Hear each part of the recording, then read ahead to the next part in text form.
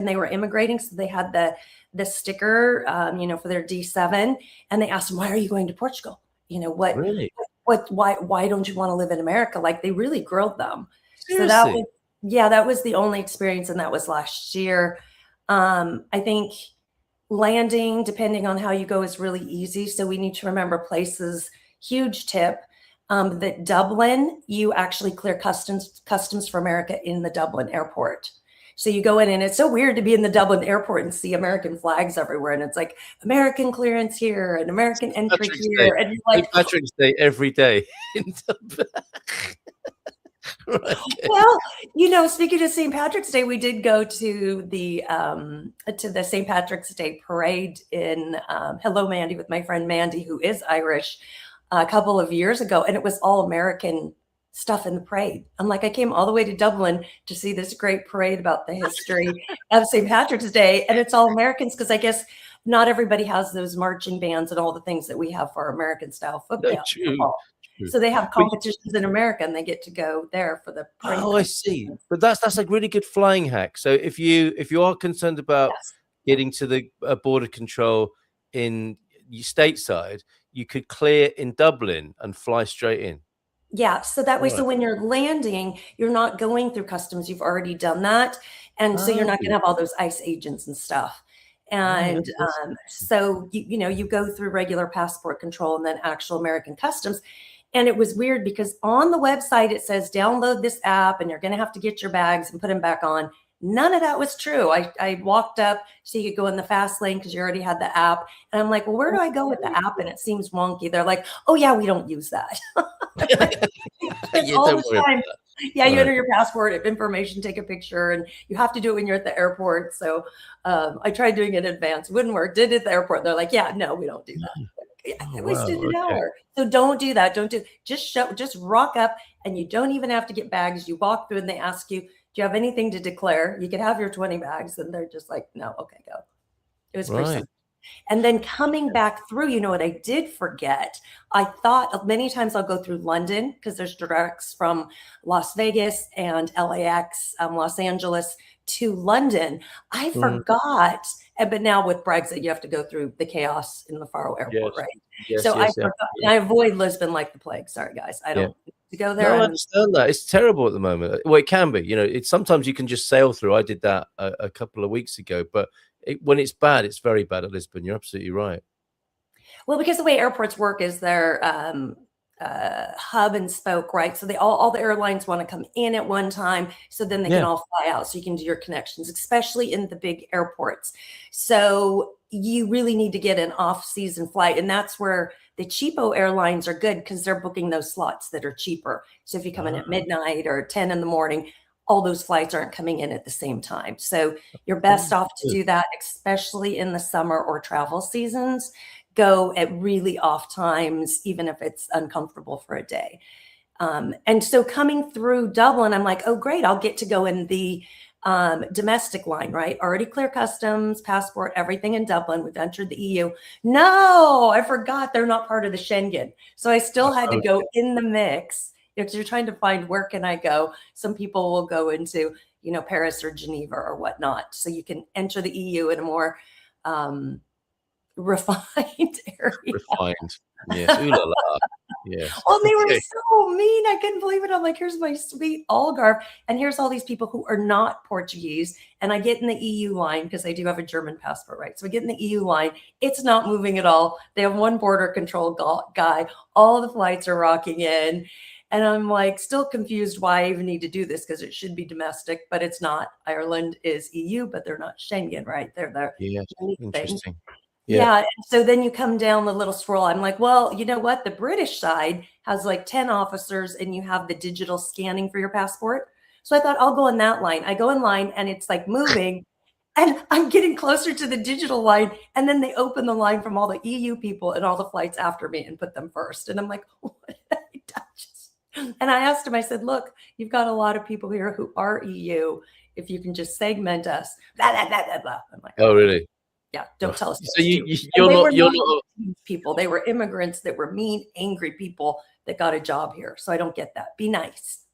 Be nice. There you go. You've been told by Veronica this Be morning. nice. Why is it so hard to be Yeah. nice? Well, I mean, can you imagine though that job? It's bad enough being Well, in the don't airport for a take few hours. it. It's a Okay, government yeah, job. You've got a yeah. pension. You've got, stable pay. Don't take it if you don't want it. All Don't right, work yeah, at there the you go. DMV if you suck and hate people. Guess You what? You're can't going to fly. interface with people all day. Yes, and they probably said, didn't they, at their job interview? Yes, I'm definitely a people person. I love working with people. Service is my middle name. You can't fly from Lisbon between midnight and 6 a.m. since 2025. Well, I'm glad for the people of Lisbon, but you're right about that thing. When planes arrive at the same time, it causes chaos. And I've got a flight coming up to the UK, and I was asked what sort of time of day I might like to fly, and I said, for regular travelers, I think people do like to travel very early or late so they don't lose a day, right? And I think you're saying they'd be prepared to lose a day because it's worth it sometimes. And I think if you can fly into Lisbon or Faro in the afternoon, you stand a better chance of getting through, don't you, than all arriving at breakfast time, which seems to be one of the big choke points. Yeah, and I don't understand how that means losing a day, because if you've got to get to your airport at 5 or 6 in the morning for a 9 a.m. flight, and you've got to drive there an hour, and you've got to plan an extra hour for traffic, and you're losing a day anyway. You're just not going to bed at night, or getting up at midnight or 1 in the morning. Yeah. I don't know how many times my friends have said, "Oh, we've got an Uber. We're flying out in the morning tomorrow." I'm like, well, what does that mean if we're an hour from the airport? What does that really mean? What time is your Uber? Yes. It's Yes. it's 3 a.m. It's like, well, because it's an hour or 45-minute drive, Yeah. but something could happen. You have to plan that time, right? And then Yeah. you're meant to be there 2 hours early. My flight took off early, so remember, be at the gate early, because if they're full and most of the people are there, they're going to take off. So people who think they're just going to rock up 5 minutes and the plane's gone. Yes, yes, very good. Okay, and if you fly in the day, you get to see the world from the air, which I love as well. It's boring, isn't it, at night? Just that Well, rumble. enjoy the day, enjoy the Enjoy travel, the like put on your day. travel hat, which I've just done, right? And enjoy it. I mean, I enjoyed it. It took me 3 days to get home, and I enjoyed it because I went through Chicago. So I went Las Vegas to Chicago, Chicago to Dublin, Dublin to Faro, and had a Yep. 10-hour layover in Chicago. But I did that because I used my points. So I got first class. So I was like, I'm going to enjoy the lounge. It's a 3-day trip, but I'm making it work. Yeah, and you were enjoying the journey. Literally enjoy the journey, Uh-huh. right? It's not about the destination. Well, it is, but it's also about the journey. My late Uncle Tony, a retired Canadian lawyer, married to an American ball bearings millionaire, Marty. She sounds like what a brilliant character. An American ball bearing billionaire. She got balls. Like, the family wealth is built on balls. Ball bearings anyway. And Marty, 30 years. And sorry, Marty, if you're watching, we'd love to meet you. Yes. For 30 years. And the private jet was refused re-entry from Canada to New Mexico in the USA last year. We're sad to hear about the passing of Tony. And if we can get Marty on the screen one morning, that'd be fantastic, Adrian. And sorry to hear about that. We imagine, don't we, that the super rich never have such problems. But they didn't like the cut of Tony and Marty's jib, by the sound of it, in the US last year. So, Carl, if they've got a private jet, they can come get us, and we'll help them get through. We'll say it's Carl and Veronica. We'll help you get through. I love how you think. I love your lateral thinking on this difficulty, Marty. If you ever need us to, we're here for you. We are here for you. Pop over to Portugal and see us, and then fly us to Paris or something like that. That'll be fantastic. Right, we better do this quiz before Carl arrives. Or not at all. Who's on here too? Yeah. Or whilst Carl arrives. Right, we've had a vote in already. And the Portugal Club quiz question of the day today. Then, thanks to Veronica, American in Portugal. Here, look, house prizes quiz. House prices, not prizes. We're not giving away houses yet on the Good Morning Portugal. You need to these days. I'm open to it. In March 2026, Portuguese house prices hit another record high. But how much did they increase compared to March 2025? Muito obrigado, Veronica. See you on the show along with Carl this morning with your updates from down south and in the capital. We haven't talked much about the Algarve yet. Is it A, 3%, I've never heard of this term, coffee inflation, but it makes sense. We talked about coffee yesterday. B, and we'll come back to our coffee question from yesterday because it's an interesting one. We'll do that when Cole's here. 7%, manageable, but maybe skip brunch or lunch here in Portugal. Or is it C, 12%, getting spicy, or D, 25%? Did we start selling castles? It's done in the style of Cole Munson, isn't it? But there you go. It is done in our fun, cheeky way. It is cheeky Brit. Hello, mate. Do you want to do a quiz? Candy, thank you for your vote, and lovely to meet you yesterday. Superb. So if you want to have a guess on that, let me put the link to that into the chat. And of course, tune in tomorrow for the right answer. And if you want to go and guess for yourself, pop over to theportugalclub.com, where you can join our fun-loving Portugal Curious community for free, as well as become a supporter to get access to loads more custody goodness, 300 days of sunshine, and a warm embrace around your gumpers. See for yourself at theportugalclub.com. Sounds really professional when I do it like that, doesn't it? Like a proper 300 days. Remember, we had to kind of joke about the weather this year. It's like well, the rainiest. No, we fixed it. We have fixed that. We fixed that. It's good now. Yeah, no, it's all good because well, this is the new approach from the Portuguese Tourist Board. It's 300 days of sunshine and 300 days of rain. Oh, I love it. It's a bit like visas, you know. It's like contiguous. It's contiguous, everybody. So whatever that means, we'll figure it out somehow with the math. Right. So what's happening in the Algarve? How's the Algarve treating you? The Algarve is beautiful and wonderful, and it's been a whirlwind since I've been back because I was gone for a good month. All my friends are like, "Oh, come here, come there," and then I'm also trying to do some design things. And big news is I did sell my Villa Real de Santo Antonio house to a client. We never listed it. Sorry, guys, you didn't get a chance at it. If you weren't like in my little group and knew. And so they said, "Oh, you mentioned maybe selling someday. We'd like to maybe buy it." And I said, "Sure, why not?" You know, and I'm looking for a second home and other opportunities. And I bought one in Castromorem, which is between a castle and a fort. Like I tucked in between a castle and a fort. Like this is still being here since 2017, same year as you, right? Yeah. Which 9-10 years, depending on how you do your math, if you count the 17 or not. Oh, okay. 9 years for me in September. Yeah. Yeah. So, okay. 10 for, wait. Going into the 10th. Going into the 10th. Okay. That's how it works. You still get, and for Americans, I mean, I know you have castles in Great Britain, but for the people in the countries that don't have them, you drive by. I mean, and here it is years and years and years later, and you're like, it's a castle. It's a real castle. It's a Templar castle.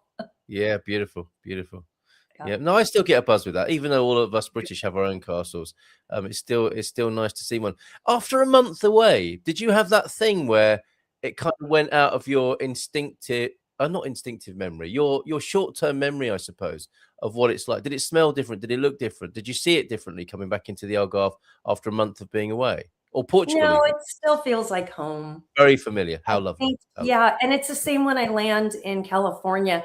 There is something, like we talked about this once before, there is something about the air and the pressure, the barometric pressure, the amount of humidity that just feels like, and the altitude, right? All of it, that just feels like this is home. And it's the same here. And I think, we're both at sea level, right? And but still, this just feels like home. And it's nice to feel like you have a home in more than one country, you know? Yes. Yeah, beautiful. Isn't it the same when you go back to Great Britain? Like you're just like, I feel like this is like. Well, I've done it for 6 years. You haven't gone back. I'm going back next month, and I don't think I've been back for 6 or 7 years. I think I went back in 2018, and that was it. And the only 2 other times this in terms of home, this is like home because I never leave here. I've had 2 brief trips to Italy, but apart from that, nothing else, and haven't been back to the UK. So I think I'm in for quite a culture shock when I go back next month to the UK. Good morning, says Hugh. Those who travel infrequently have quite a shock to the changes. That's what I'm talking about. At the airport, in the country, whatever, that you're going back to the old place. Ever go through the scanner? Always opt for the pat down. It's much more fun. Depends who's doing it, Hugh. I think maybe he's not bothered. He's not bothered. Carl's here now, and I've got a little surprise for him. Oh, and he's got a lovely backdrop. He's got the Donald Trump statue in the new Donald Trump statue in Lisbon. There it is. There he is, guys, man. Need to put a bit of colour on it. Colour those robes in. Has the Cristo Rey been has it been renamed yet, Carl? Who knows? You never know, do you? Anything can happen these days. So, hello. Hello, good morning to you. How are you? How are you doing? Good, yeah, I'm good. Very busy, actually. So that's good. Yeah, busy. All right. Marvelous. Okay, we'll get a little update from you from the capital there. But before we go any further, I said when Carl comes onto the screen, I've got a little surprise for him. You watch his face when I put up on the screen what I discovered at my supermarket yesterday. How about this, Carl? Oh, that is absolutely absolutely fantastic. You could eat one of those right now, can you? Dripping with butter. Well, even better is dripping with butter and also with some Cathedral City cheese on top as well. Living the dream. Right there. Yeah. I bought some cheddar the other day, I must admit, and grated it on top of a fish pie last night. Got to be done, hasn't it? So there's lots of very nice Portuguese cheeses, but nothing compares to cheddar. I don't care what anybody says. I'll go to war for it. There is no Portuguese equivalent. They just don't make cheese in the same way, do they? It's a true story. True story. I'm with you on that. Is that a fair price for €4.19 for a packet of crumpets? Any price is a fair price.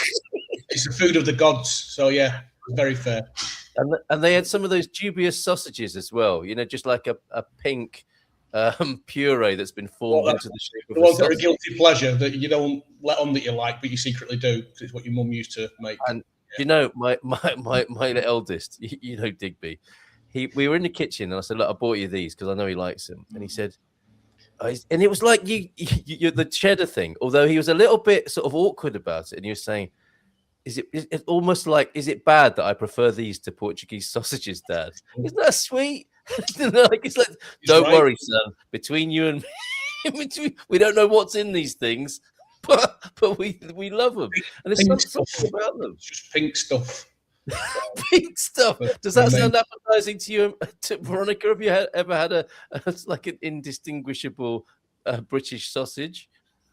I don't really like the highly processed stuff. It scares me because I don't know what's in it. So no, I'm the one in the restaurant going, I'll have like the real food. Finishes them off. The nitrates, sprinkle it with nitrates. Okay. Yeah. That's an instant migraine. So no.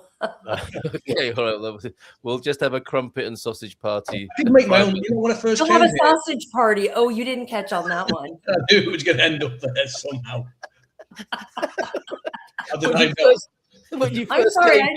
I know my audience here, and I know the British. There's going to be comments there soon. I didn't even mean to say that. I promise you. What were you doing? The puns, the fun puns.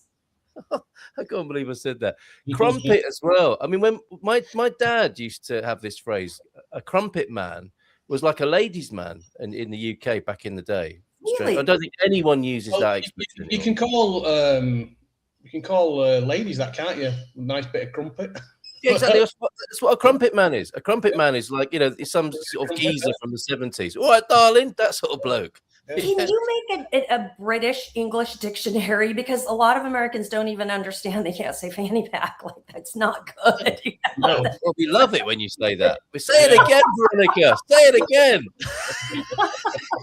You have to say bum bag, which then to the Americans sounds awful. You're like, what are you talking about, a bum bag? Like, what are you? Oh yeah, because bums are tramps, aren't they, or hobos? Yeah. Oh, and Carl, we have to catch up on how things are going in real estate up there. Which up there? Up there, Silver Coast, or up there, Lisbon? What's going on in the capital? You have to redo the pictures on the bottom. Yeah. So what's your update then, Carl? We do have our quiz is around prices, rising prices, and I'm sure you'll be able to answer this one this morning. But what's it like? Finger on the pulse of Portugal and Lisbon specifically. What's going on?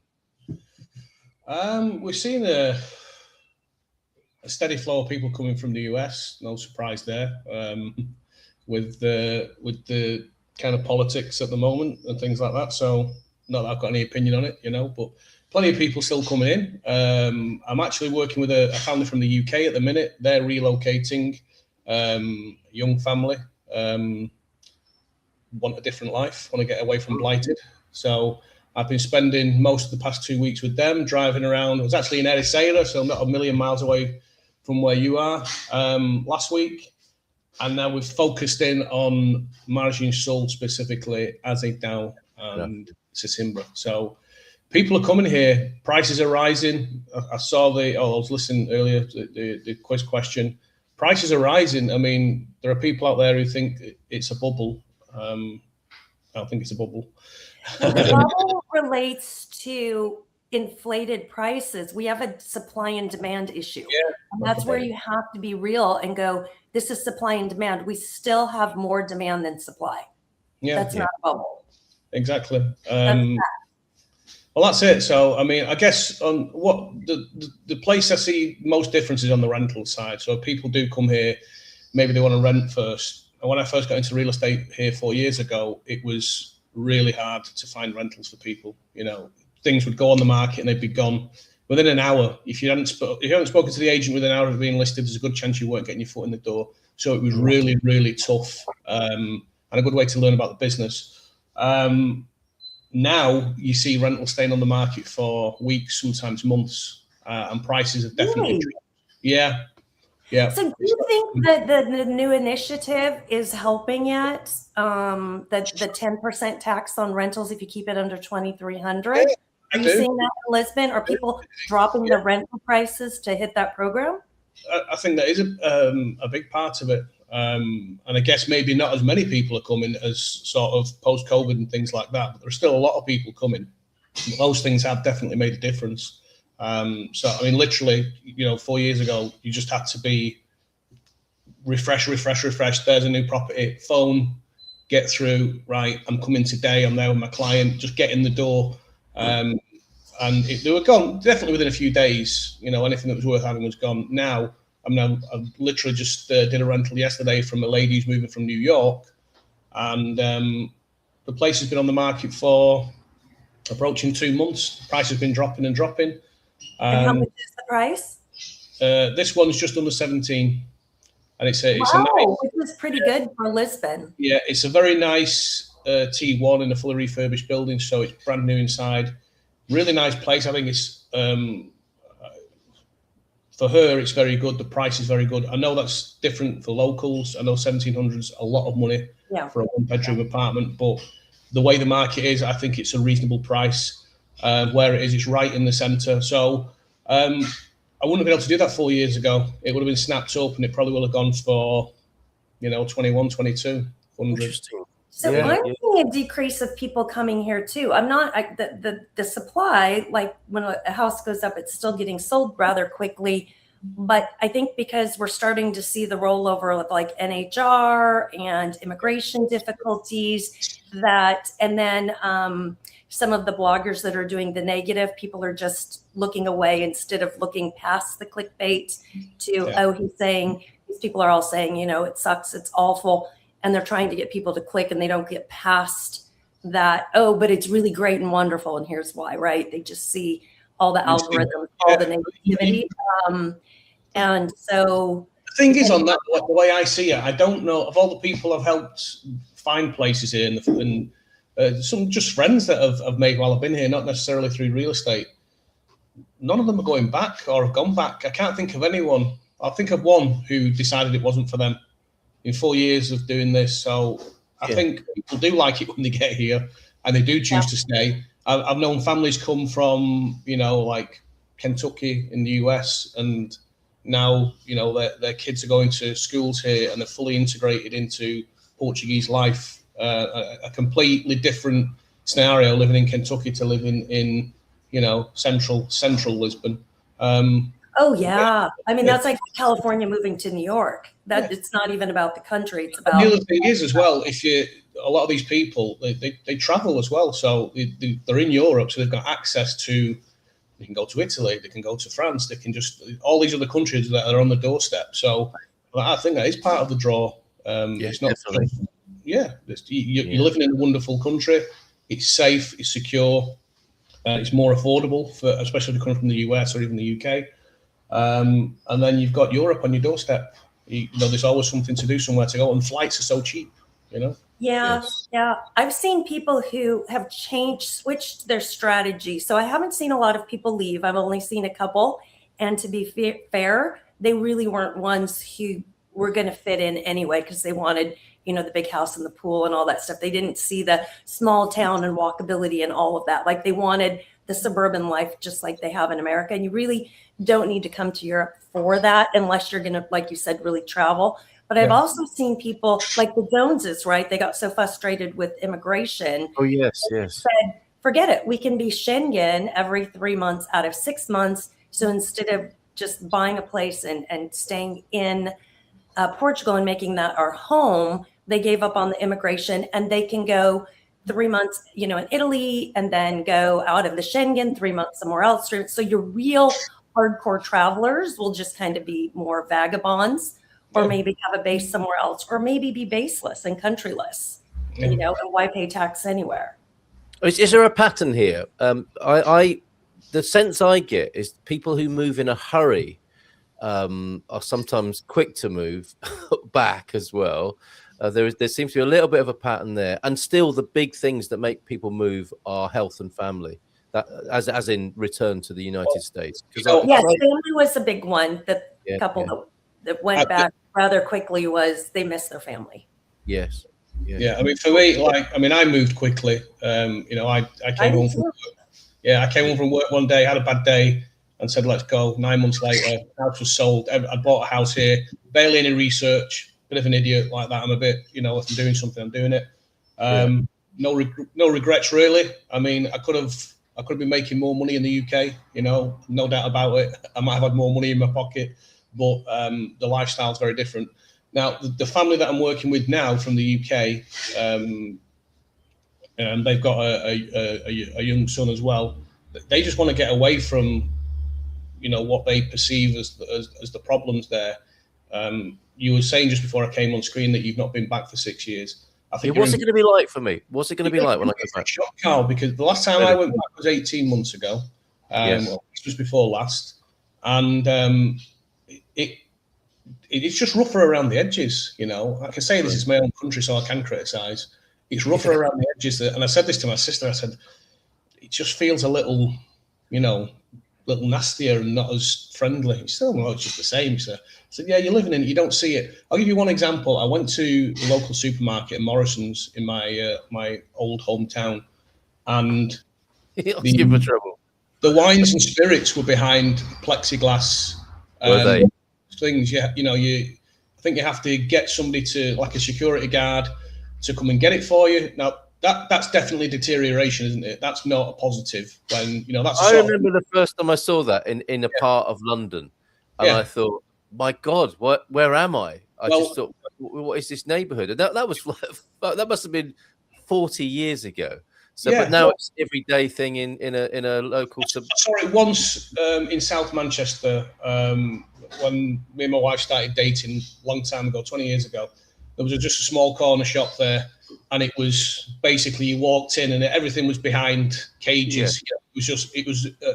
It could be a rough part of town, gun crime and stuff like that. So that's the first time. When you said you were dating, that wasn't a date. Taking her to the offie with everything behind. Have what you want, darling. I'll get the security guard to get it for you. Any £2 bottle of wine you want, darling. Name it, you got it. Any of the ones not in the cage, because those are the. But it is you know, it's the same. I went to the Sainsbury's, and there I wanted to pick up some razor blades, and all the expensive stuff like that is in cages. You have to press the button, and then the security guard can look back at you and see if you look like you're not a thief, I guess. And then you can go in and take a pack of razor blades out. So they think small things like that, which you'll see. And I think that's definitely proof that it's not getting better there when things are behind cages and behind plexiglass screens in supermarkets. Yeah. So other than that, I mean, I guess I'm kind of out of it like you are, even though I've been back a few times since I left. You do kind of lose touch of what the day-to-day is. Of course, we watch the news and things like that, but I wouldn't want to go back. And I do tell my family, you know, my sister actually told me yesterday they're coming again this summer. They've just booked tickets. And I know we'll have the same conversation when she gets there. You know, she'd love to move here. Very difficult for them financially, unfortunately. But I think if they had a small lottery win, I think they'd be right here. They would. Isn't it amazing? Yeah, like I don't know, what, 10 years ago, they could have just come, couldn't they? Yeah. And now it's like a sort of promised land, and there's a contrast that's developed. Amazing, isn't it? So UK, the butter and the cheese is behind plexiglass. Meanwhile, in Vizier, it's in the smoker. Wait till you try our smoked cheddar, Carl. How about that? And Hugh was smoking butter the other day. There's not a thing this man hasn't smoked. I think it's fair to say, but smoked cheese, that sounds amazing in the smoker smoked up there. Cheese is a big delicacy. For sure. It would appear so, wouldn't it? Mind you, if you have a northern accent down south, they probably won't allow you in the shop. You lock everything up straight away, Pete. Yeah, as soon as they Oh my goodness! Right, well, we'll see what happens when I go back. We're coming up to 9 o'clock, guys. We need possibly a last word. That's flown by. Really great fun hanging out with you both, and also poignant as we're talking about the old place there. We've covered a lot of ground this morning. Carl, I suppose maybe some advice to those people who are. It's on the minds of people. Your sister, Americans wanting to get out of the States. What's the step plan for you? Give you a call and what sort of conversation are you having with people who are ready to move? Well, if you're being really sensible, I mean, and I know Veronica would say this, is start with your finances. You know, you've got to know you can afford to do it, and it's got to make sense from a financial point of view, from a tax perspective. It's not that it has to be all about tax and how much you're paying. You know, like I said, I would have been better off staying in the UK financially. So it's not the overriding factor, but it is a significant one. Make sure you can afford it, and then if you're going to do it, research it. Don't do what I did and just buy a place. Come out here, maybe make a couple of trips. You know, get an agent like me. If you're serious about buying a house and you're committed to it, then I will, you know, show you houses in specific towns and neighborhoods. That's what I've been doing for the past couple of weeks with this English family. Ericeira, Azeitão, Sesimbra, Stubal, all those kind of places, just so they can zero in on where they want to be. And that's what we've done. So you're going to need somebody to help you do that, and I guess protect you from it's high tax cuts. Not every agent is sort of working in your interest. That's the thing. You know what, Carl? I heard yesterday, and Veronica, this is a terrible story of some people who've bought a place, and I don't think the lawyer did any research into the HOA, and they don't know what they're paying. They don't know how much money's in the fund. They never hear from the condo association. Now, your lawyer should be looking at that, right? Letting you know exactly what that's a key part of the steps when we're doing. I mean, I'm pretty good with documentation and things like that. Our agency is really fastidious with this kind of detail.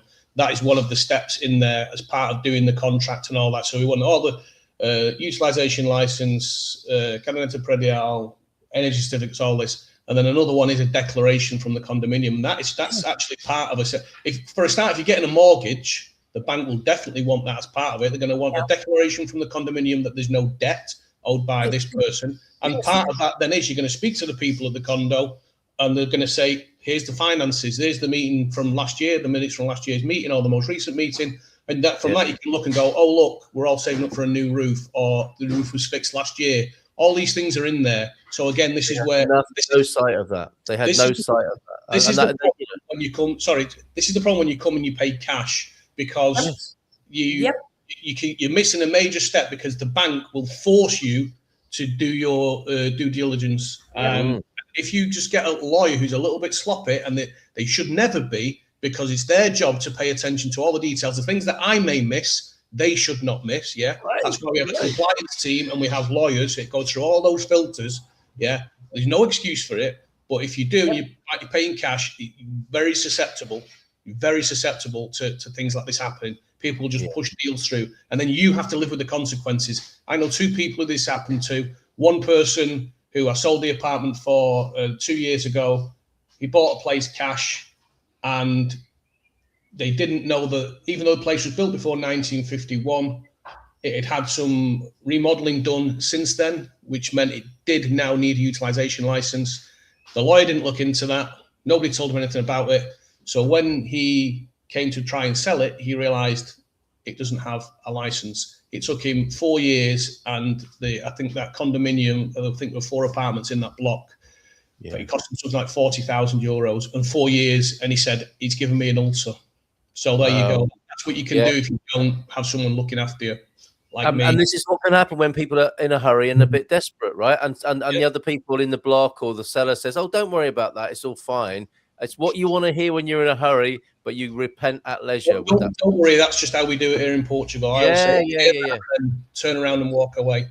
So listen, if you listen to this, then you've got a good network around you. You can speak to me. I'll give anybody some free advice. If you want to get on the phone with me for 5-10 minutes, no problem. Get in touch. I'm sure Veronica would do the same. Carl, you've got a lot of experience, and we know people. We know lawyers, we know business people, we know people who do home inspections, we know insurance people like Nunu and things like that. So we've got a network around us of people that we trust, and that I think other people can trust too. So just be very, very careful. Yep, absolutely. Good advice. Thank you, Carl, for being here. Veronica, do you want to add something to that? I mean, this is the problem, isn't it, of buying in a hurry and just sort of turning a blind eye to things because you might be a little bit desperate or hopeful or too optimistic and positive. Well, and this is where I think it is perfect to go over a few minutes. Like Carl said, everything so perfectly. If you don't have a referral and if you have cash, you are in a prime position for fraud. And unfortunately, there's fraud not just here, but people come from outside places and set up little shops. And you think you've bought a house and you haven't. They've even set up little notaries. So you think you've bought something. You must get a referral from someone you know, love, and trust.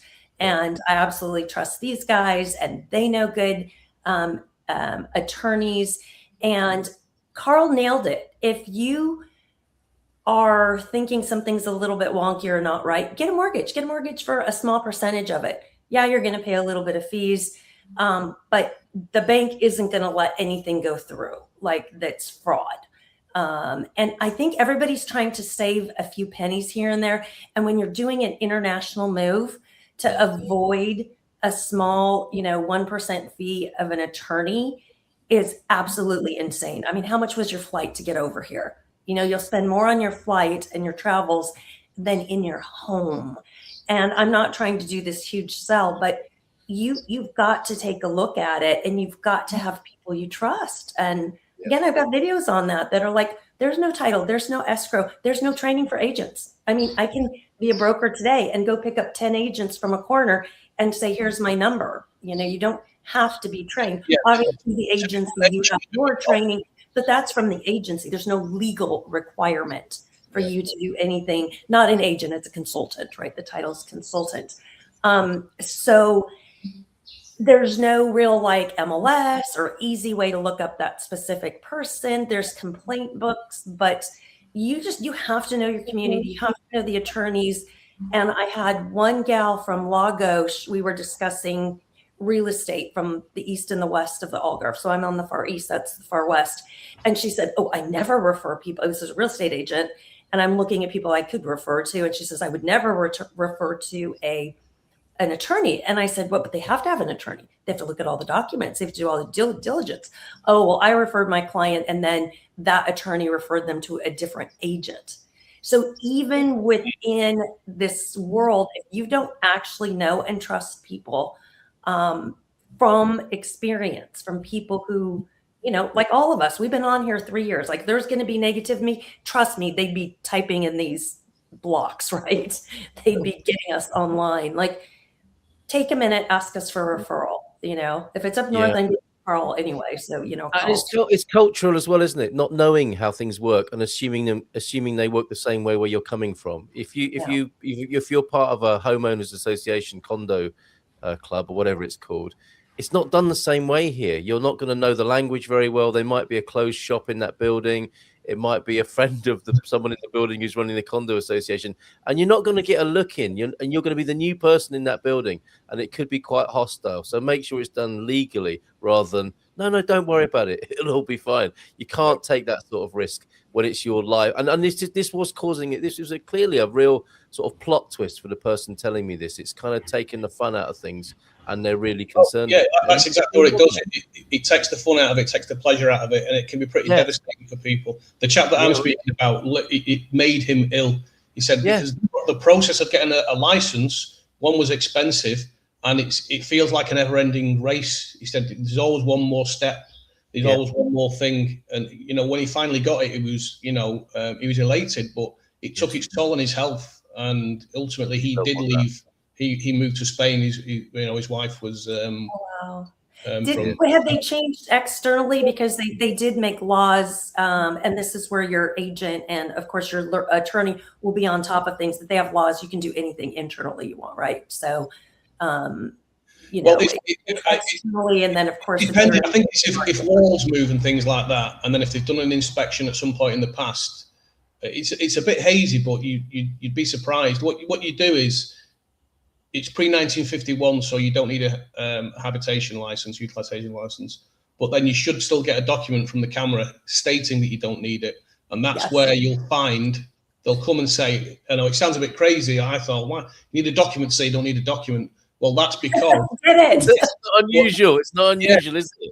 But when you think about it, when you understand the process, yes, that's right, because you need to make sure you don't need a utilization license because things do change. Just because it was built before 1951 doesn't mean in every case that you don't need a utilization license. If there's been changes to I think it comes down to the structure and moving walls and things like this, then you may need a license. And it's a rare thing, but I've known it happen twice. So just definitely be aware of it. You know, there's great value. Thank you for your extra time there. Can you put Carl's contact details on, please? If you want to do that, Carl, fair enough. Otherwise, people can get in touch through me. From our Portuguese mate here, Rui, this morning, HOAs and condominiums or service charges, you guys are in for a ride in Portugal. Portuguese person saying this themselves. Incompetence 101. The guys who used to do that properly left. Be so careful. And a decent lawyer is going to look into that. We know people.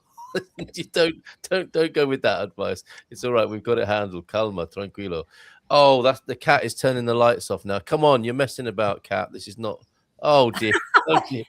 Look, and the tail's going in front of the camera now. You little rascal. Right. Thank you both, Veronica, Carl. Great session this morning. Adrian, you've got my WhatsApp. I can get you in touch with Carl. I did just put my details in our WhatsApp chat, but it might be too much to put on the screen. You could perhaps. Well, if you're happy for me to put your number on the screen, let me do that now. No, absolutely. Anybody, feel free to reach out. Send me a WhatsApp message to start the conversation. Whatever you want. I don't mind taking 5-10 minutes out of a day just to guide you. You know, it's not always about just. Don't rely on Chat GPT as well. From Joan. Thank you. There's Carl's details going into the chat now, and I think there might be a typo on yours there, Veronica. Yeah, that's it's American in Portugal. Oh, wow! It's hard to see my keyboard because it's up high. Can you still hear me? You've got my you've got my post. You suddenly look a lot better. What is that? Thank you. That's what I got back from Turkey. Picture. And the cat has unplugged my camera. So we can hear you, and you have the funniest picture ever. And when AI allows that, I'll have an animated avatar of my post-Turkey picture with my full head of hair and beautiful teeth, right there. It looks like you had one side of your teeth done, to be honest with you, Carl. Did you run out of one? Well, they only did half of it. Do you know the backstory of this picture? I was in the bath. And Mrs. Emma soaking seaweed. So that's a seaweed toupee. And actually, just the lengths I'll go to for an amusing selfie. That's soap teeth, just like we used to use back in the UK in Edwardian times. How about that? Nice. The hair. You definitely need a syrup or a comb over. Thank you very much. Hair for that, you can run for president in some country. Fantastic, brilliant. Thank you. Oh, a talented cat. Yeah, bringing down the studio like that. I've got to go and rebuild the studio, guys. Thanks, Veronica. Thanks, Carl. Big round of applause.